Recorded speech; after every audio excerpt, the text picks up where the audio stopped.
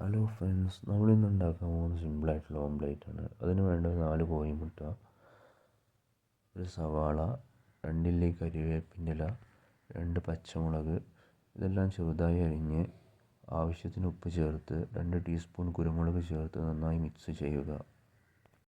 ശേഷം ഒരു പാനിൽ ചൂടാക്കാൻ വെച്ച് ആവശ്യത്തിന് കോക്കനട്ട് ഓയിൽ ഒഴിച്ച് നമ്മൾ ഉണ്ടാക്കി വെച്ചിട്ടുള്ള മുട്ടയുടെ മിക്സ് പാനിലേക്ക് ഒഴിച്ചു കൊടുക്കുക.